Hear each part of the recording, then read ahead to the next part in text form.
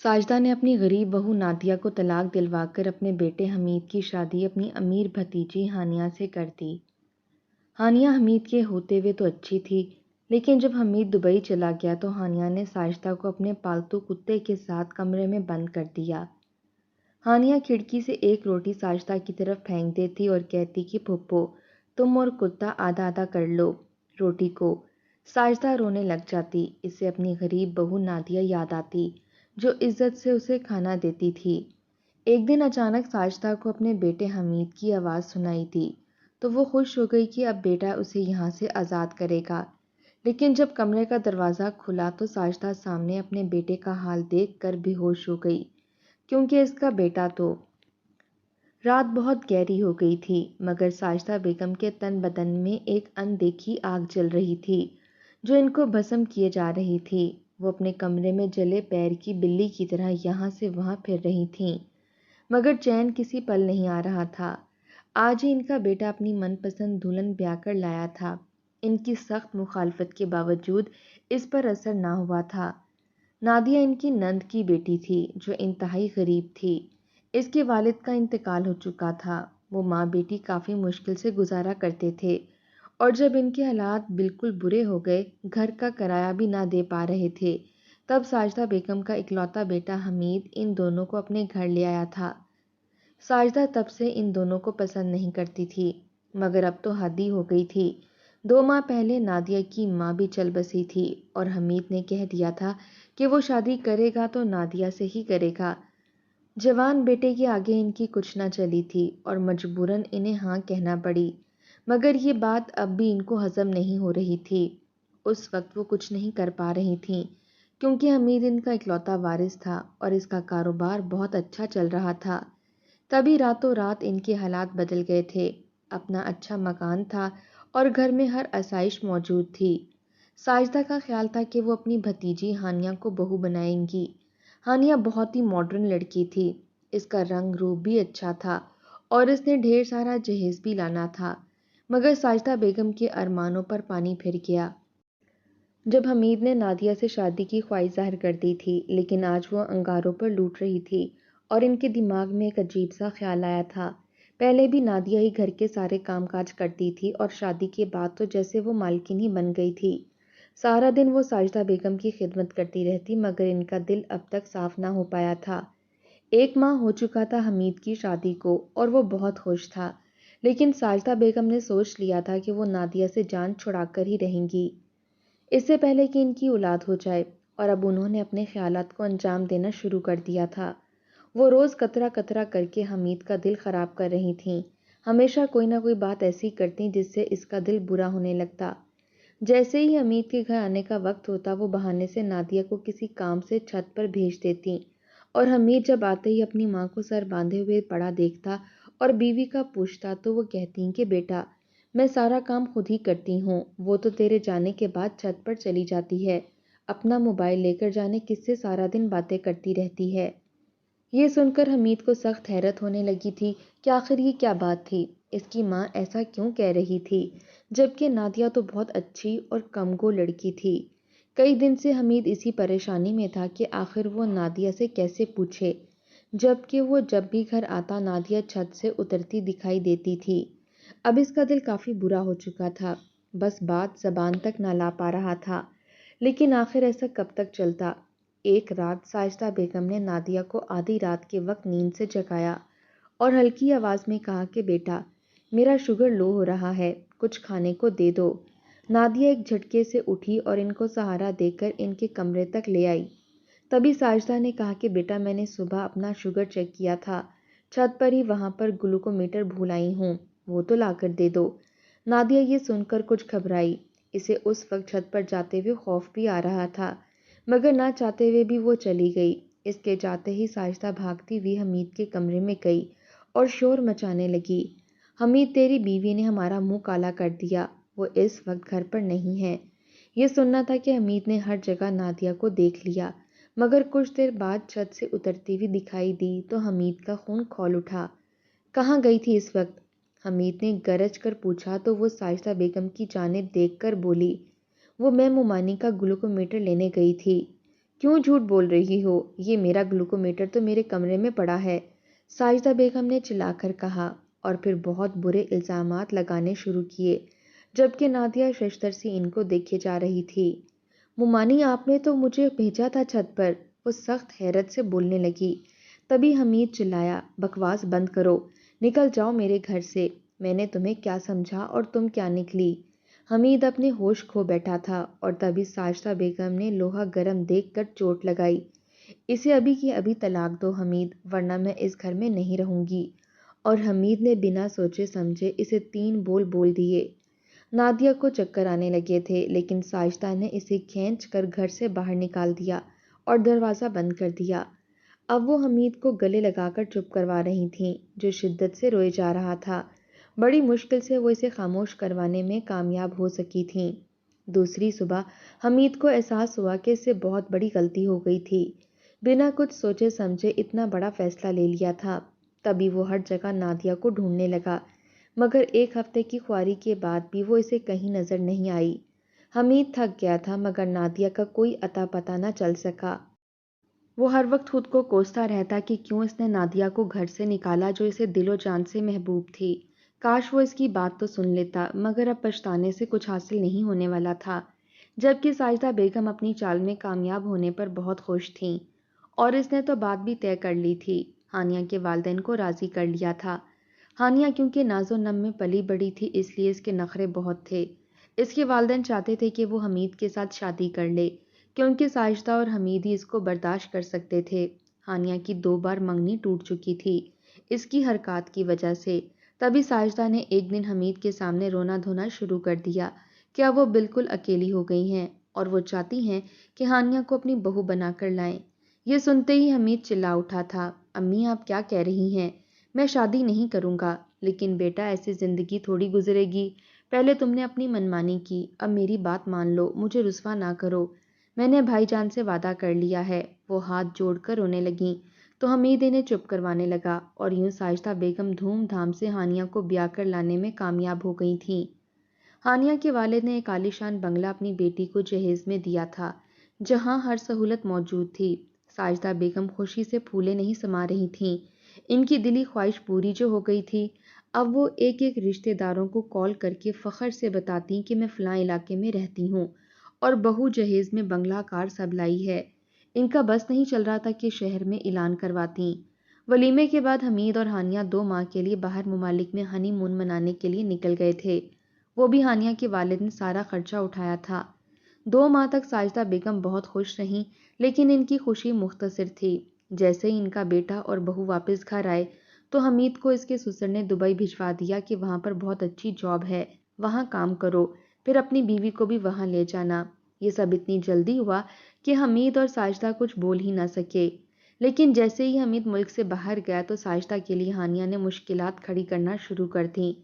اب وہ ساری رات گھر سے باہر ہوتی یا پھر اپنے دوستوں کو گھر پر بلا لیتی۔ ساری رات ہلہ گلا، شور اور طوفان جاری رہتا۔ ساجدہ بیگم کی نیندیں حرام ہو کر رہ گئی تھیں۔ ایک دن انہوں نے ہانیہ سے کہا کہ بیٹا یہ سب اچھا نہیں ہے، تم عزت دار گھرانے سے ہو، تمہیں یہ سب زیب نہیں دیتا۔ یہ سننا تھا کہ ہانیہ چلانے لگیں، آپ کون ہوتی ہیں میری زندگی کے بارے میں کچھ بھی بولنے والی؟ یہ میرا گھر ہے، میں جو چاہوں گی ویسا ہی ہوگا، آئندہ کچھ بھی کہنے کی ضرورت نہیں ہے، ورنہ میں یہاں سے نکال دوں گی، سمجھی آپ؟ اس کا غصہ اور چلانا دیکھ کر ساجدہ بیگم حیرت سے منہ کھولے کھڑی رہ گئیں، مگر وہ کچھ بول نہیں پائی تھیں۔ ہانیہ غصے کے مارے لال ہو گئی تھی اور اس نے چیخ کر ملازم کو بلایا، راجو جلدی آؤ۔ ملازم جلدی بھاگتا ہوا آیا۔ جی میم صاحب۔ جیکی کو نہلایا؟ وہ پوچھنے لگیں۔ جیکی ہانیہ کا کتا تھا، جس کا وہ بہت خیال رکھتی تھی۔ اس کے لیے جو کھانا پینا ہوتا تھا اس پر ہزاروں خرچ کر دیتی تھی، اور اب تو ایک خاص کمرہ خاص طور پر اس کے لیے سیٹ کروایا تھا۔ لاکھوں روپے خرچ ہوئے تھے اس پر۔ ساجدہ کو وہ کتا ایک آنکھ نہ بھاتا تھا، مگر وہ خاموش تھیں۔ ہانیہ کا رویہ دن بدن بگڑتا جا رہا تھا، مگر وہ برداشت کر رہی تھیں۔ لیکن ایک دن کچھ ایسا ہوا کہ ساجدہ بیگم کی دنیا ہل کر رہ گئی۔ اس دن انہوں نے لاؤنج کے صوفے پر کتے کو بیٹھے دیکھا تو ملازم کو کہا کہ اسے یہاں کس نے بٹھایا ہے؟ معلوم بھی ہے نا میں نماز پڑھتی ہوں، اب سارا غلیظ کر دیا اس نے۔ ساجدہ سخت غصے میں بولے جا رہی تھیں۔ اس بات سے بے خبر کہ ہانیہ دروازے پر کھڑی سب سن رہی تھی۔ اچانک ہانیہ اندر آئی اور ساجدہ کا ہاتھ کھینچتے ہوئے انہیں جیکی کے کمرے میں لے جا کر پھینکا اور دروازہ بند کر دیا۔ آج سے تم یہیں رہو گی بڑھیا، تمہاری ہمت کیسے ہوئی کہ میرے جیکی کو کتا کہنے کی؟ اب تم جیکی کے قدموں میں سویا کرو گی، سمجھی؟ یہ کہتے ہوئے وہ چلی گئی اور ساجدہ زمین پر گری ہکا بکا رہ گئی۔ اس دن سے ساجدہ اسی کمرے میں زمین پر سویا کرتی تھی اور اسے کھانے کو ایک روٹی پھینک دی جاتی کہ تم اور کتا آدھا آدھا کر کے کھانا۔ یہ صرف ساجدہ کی تذلیل کے لیے ہانیہ کرتی تھی، ورنہ کتا تو بہت اچھی خوراک کھایا کرتا تھا۔ ملازم اس کا بہت خیال رکھتے تھے، بس ساجدہ کا کسی کو خیال نہیں تھا۔ وہ دن رات روتی رہتی کہ کاش حمید سے کوئی رابطہ ہو جائے، مگر ان کے پاس موبائل فون نہیں تھا۔ وہ روز ملازم کی منتیں کرتیں کہ مجھے ایک بار اس کا نمبر ملا دو، مگر وہ اسے بات تک نہیں کرتے تھے کیونکہ اسے بھی اپنی جان پیاری تھی۔ اسے اچھے سے حکم ملا ہوا تھا کہ جس قدر ذلیل کرنا ہے اس عورت کو ہی کرنا ہے۔ ساجدہ ہر وقت روتی رہتی، دن رات اسی کتے کے ساتھ رہ رہی تھی۔ کتا عالی شان بیڈ پر سوتا اور وہ زمین پر، یہی ان کی قسمت تھی۔ اب ان کو رہ رہ کر نادیہ یاد آتی تھی۔ اس نے کتنا ظلم کیا تھا نادیہ پر۔ نادیہ پر شاید یہ اسی کا ہی عذاب تھا۔ جانے وہ معصوم آدھی رات کو کہاں گئی تھی کہ بعد میں اس کا پتہ بھی نہیں چل سکا۔ جانے اس کے ساتھ کیا ہوا تھا۔ یا اللہ مجھے معاف کر دے، میں نے بہت برا کیا۔ میں نے اس بیچاری کو گھر سے نکالا، اسے طلاق دلوائی، اب اس کا صلہ مجھے مل رہا ہے کہ میری اپنی بھتیجی مجھے ذلیل کر رہی ہے اور مجھے کتے کے ساتھ رکھا ہوا ہے۔ اتنی دولت، اتنا پیسہ، عالی شان بنگلہ ہونے کے باوجود بھی میں ایک کتے کے ساتھ رہتی ہوں۔ شاید یہی میری اوقات ہے، میرے ساتھ ایسا ہی ہونا چاہیے تھا۔ کاش میں نے نادیہ کے ساتھ یہ سب نہ کیا ہوتا۔ وہ سارا دن یہی باتیں خود سے کرتی رہتی اور روتی رہتی، لیکن کچھ بھی ملنے والا نہیں تھا کیونکہ نادیہ تو اب آنے والی نہیں تھی۔ جانے وہ کہاں چلی گئی تھی اور حمید کا بھی کچھ اتا پتہ نہیں تھا۔ ماں نے بات نہ کی تھی تو اسے بھی خیال نہ آیا کہ میری ماں کیسی ہے، کہاں ہے، اسے کال تو کر لوں۔ وہ یہی باتیں سوچتی رہتی۔ اسے کھانا بھی ڈھنگ سے نہیں ملتا تھا، آدھی روٹی سے بھلا کیا پیٹ بھرتا تھا۔ وہ شوگر کی مریضہ تھیں، کبھی اچانک بھوک لگ جاتی تھی تو کتے کا بچا ہوا کھانا جو پڑا ہوا ہوتا تھا تو اس کی پلیٹ پر مجبوراً وہ اٹھا کر کھا لیتی تھیں۔ اب اسے احساس ہو رہا تھا کہ اللہ کے نیک بندوں کو پریشان کرنا اور کسی پر جھوٹا الزام لگانا کتنا بڑا گناہ ہے۔ جب اس دنیا میں اتنا عذاب محسوس ہو رہا تھا تو آگے کیا ملنا تھا، یہ سوچ کر ان کے رونگٹے کھڑے ہو جاتے تھے۔ وہ سجدے میں گر کر آہو بکا کرنے لگتیں، یا اللہ مجھے معاف کر دے، یا اللہ مجھے معاف کر دے۔ 6 ماہ ہو چکے تھے حمید کو گئے ہوئے اور اب تک وہ بے یار و مددگار اس کتے کے ساتھ رہتی تھی۔ انہیں بہت خوف بھی آتا تھا کہ کہیں کتا ان پر جھپٹ پڑا تو۔ دن رات گزرتے جا رہے تھے۔ ملازم جب بھی کتے کو سلانے لاتے تو وہ ہاتھ جوڑ کر منت کرتی کہ خدارا اپنی میڈم سے کہو مجھے معاف کر دیں، میں اپنے پرانے گھر چلی جاؤں گی، میں جیکی سے بھی معافی مانگ لوں گی۔ اب وہ کتے کو کتا کہنے سے گھبراتی تھیں، مگر سب بے سود تھا۔ ہانیہ کا دل پگھلنے والا نہیں تھا۔ اس نے تو سب سے کہہ دیا تھا کہ میری ساس عمرے پر گئی ہوئی ہے۔ ساجدہ بس اب حمید کی واپسی کی دعائیں کرتی رہتی اور ایک دن ان کی دعا رنگ لائی تھی۔ اچانک کمرے کا دروازہ کھلا تو سامنے حمید تھا، مگر اسے دیکھ کر تو ساجدہ کے پیروں تلے سے زمین نکل گئی کیونکہ وہ ویل چیئر پر بیٹھا ہوا تھا۔ ساجدہ اٹھ کر اس کی جانب بھاگی اور اسے اپنے سینے سے لگا لیا۔ یہ کیا ہو گیا بیٹا؟ وہ اپنا دکھ بھول کر حمید سے پوچھنے لگیں تو وہ بھی زاروں کی طرح رونے لگا۔ امی مجھے نادیہ کی بد دعا لگی ہے۔ وہ پھوٹ پھوٹ کر رو رہا تھا۔ اب تو ساجدہ بھی اس کے ساتھ روئے جا رہی تھی۔ ہاں بیٹا، تجھے نہیں مجھے بھی لگی ہے اس کی آہ، وہ سسکتے ہوئے بتانے لگیں تو حمید حیرت سے دیکھنے لگا اپنی ماں کی جانب۔ کیا ہوا امی؟ ساجدہ نے حمید سے پوچھا کہ ہانیہ کہاں ہے تو حمید اپنے آنسو صاف کر کے بولا پتہ نہیں، میں یہاں پہنچا تو وہ گھر پر نہیں تھی۔ کیا ہوا امی؟ وہ پھر سے پوچھنے لگا تو ساجدہ نے اسے خاموش رہنے کا اشارہ کیا کیونکہ باہر ملازم کھڑا تھا۔ ساجدہ بہت کمزور ہو گئی تھی مگر ہمت کی اور ملازم سے نظریں بچا کر حمید کی ویل چیئر دھکیلتے ہوئے کمرے سے باہر نکل آئیں اور جلدی سے اسے گھر سے باہر لے گئیں۔ وہ مزید یہاں نہیں رکنا چاہتی تھیں، کیا معلوم ہانیہ پھر سے ان کو قید کر لے۔ وہ سڑک پر آ گئی تھیں، وہاں ٹیکسی روکی اور عجلت میں وہاں سے نکل آئیں۔ اب وہ مزید وہاں قید نہیں رہ سکتی تھیں۔ اپنے مکان کی جانب وہ دونوں خاموشی سے رواں دواں تھے، دونوں کی آنکھوں میں پچھتاوے کے آنسو تھے مگر کچھ کہہ نہیں پا رہے تھے۔ گھر پہنچتے ہی ساجدہ بیگم نے تالا توڑا اور حمید کو لے کر اندر آ گئیں۔ اندر آتے ہی وہ زمین پر بیٹھ کر پھوٹ پھوٹ کر رو پڑیں۔ حمید کو کچھ سمجھ نہیں آ رہا تھا۔ حمید مجھے معاف کر دے بیٹا، میں نے بہت ظلم کیا تجھ پر اور نادیہ پر۔ امی روئیں نہیں پلیز، مجھے کچھ سمجھ نہیں آ رہا۔ حمید سخت گھبرا رہا تھا۔ حمید میں نے نادیہ پر جھوٹا الزام لگایا تھا۔ بیٹا وہ تو پاک دامن تھی، اسے میں ہی چھت پر بھیجا کرتی تھی تاکہ تم اس سے بدظن ہو جاؤ۔ میں نے یہ چال چلی تھی اسے تمہاری زندگی سے نکالنے کے لیے، لیکن قدرت نے انتقام لیا مجھ سے۔ وہ اب بھی روتی جا رہی تھیں، جبکہ حمید کے سر پر تو جیسے آسمان آ گرا۔ وہ سخت حیرت زدہ تھا کیونکہ وہ جانتا تھا کہ اس نے نادیہ کو بنا سوچے سمجھے گھر سے نکال کر بہت بڑی غلطی کی تھی، مگر وہ اس بات سے بے خبر تھا کہ اس کی ماں نے یہ سب جان بوجھ کر الزام لگایا تھا۔ ساجدہ بیگم نے ساری سچائی بتا دی تھی اور اب وہ ہاتھ جوڑ کر معافی مانگ رہی تھیں، جبکہ حمید کے بدن میں کاٹو تو لہو نہیں۔ یہ آپ نے کیا کر دیا امی، میری دنیا اور آخرت برباد کر دیا آپ نے۔ اب میں کیا منہ دکھاؤں گا اپنے رب کو، محشر میں نادیہ کو کیا جواب دے پاؤں گا۔ حمید اپنے حواس کھونے لگا تھا، اس کا جسم ٹھنڈا ہونے لگا تھا۔ کچھ دیر میں وہ ہوش سے بیگانہ ہو چکا تھا۔ ہسپتال کے کوریڈور میں بیٹھی ساجدہ کب سے دعائیں کیے جا رہی تھی۔ رات گزر چکی تھی اور اب تک وہ ہوش میں نہ آیا تھا۔ حمید کو ان کے گناہوں کی اتنی بڑی سزا ملے گی وہ سوچ بھی نہیں سکتی تھیں۔ حمید کے ساتھ دبئی میں کیا ہوا تھا وہ کچھ نہیں جانتی تھیں، جبکہ ڈاکٹر بار بار پوچھ رہے تھے کہ وہ ویل چیئر پر کیوں تھے۔ ساجدہ بیگم کے پاس کوئی جواب نہ تھا۔ کچھ دیر بعد ایک نرس بھاگتی ہوئی ساجدہ تک پہنچی اور بولی مبارک ہو، آپ کے بیٹے کو ہوش آ گیا ہے، لیکن ابھی آپ ان سے مل نہیں سکتی، بس ذرا کھڑکی سے دیکھ لیں۔ وہ نرس ان کے شانے پر ہاتھ رکھ کر تسلی دے رہی تھی۔ ساجدہ نے شکرانہ ادا کیا اور آئی سی یو کی کھڑکی سے جھانکا، جہاں مشینوں میں جکڑا ہوا حمید بہت کمزور اور دل گرفتہ دکھائی دے رہا تھا۔ ساجدہ اس کے قریب نہیں جانا چاہ رہی تھی۔ وہ جانتی تھی کہ انہیں دیکھ کر حمید کو پھر سے دورہ نہ پڑ جائے۔ اب تو انہیں یہ سب جھیلنا ہی تھا۔ کل رات پڑوسیوں نے حمید کو ہسپتال پہنچانے میں مدد کی تھی اور حمید کی جیب میں کافی رقم تھی جو کام آ رہی تھی، ورنہ وہ تو بالکل خالی ہاتھ رہ گئی تھی۔ ہانیہ کے گھر میں کتوں جیسی زندگی گزار کر انہیں بہت بڑا سبق مل چکا تھا۔ اپنی سگی بھتیجی نے ان کے ساتھ جو سلوک کیا تھا یہ سب قدرت کا انتقام تھا، اور اب ان کا بیٹا بھی ہاتھ سے جا رہا تھا، کیا معلوم وہ بھی ان کو گھر سے نکال دے۔ یہ سوچ کر ان کے رونگٹے کھڑے ہو گئے تھے۔ درد، تکلیف، پچھتاوا، خوف سب مل کر انہیں ادھموا کر رہے تھے، مگر وہ چاہتی تھی کہ ایک بار مرنے سے پہلے نادیہ سے مل لیں، اس سے معافی مانگ لیں تاکہ سکون سے مر سکیں۔ یہ خیال انہیں کچھ حوصلہ دے رہا تھا۔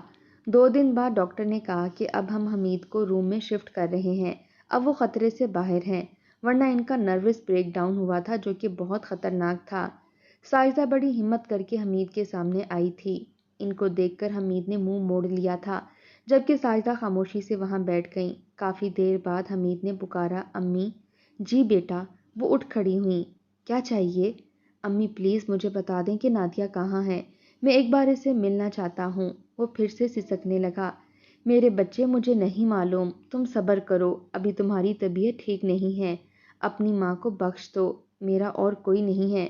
حمید بولتا جا رہا تھا، امی مجھے ماموں نے دبئی دھوکے سے بھیجا تھا، میرے سامان میں ایک بیگ تھا جو پیسوں سے بھرا ہوا تھا، دبئی ایئرپورٹ پر منی لانڈرنگ کیس میں مجھے گرفتار کر لیا گیا تھا، کئی ماہ تک میں وہاں قید رہا، مجھے بہت مارتے تھے وہ لوگ، اور ہر رات مجھے خواب میں نادیہ نظر آتی تھی جو عجیب نظروں سے مجھے دیکھ کر پوچھتی تھی کہ حمید بے گناہ کو سزا نہیں ملنی چاہیے، اور تب مجھے رہ رہ کر خیال آتا کہ نادیہ بے قصور تھی، تبھی مجھے اس کی سزا مل رہی ہے، اور پھر ایک دن مجھے چھوڑ دیا گیا۔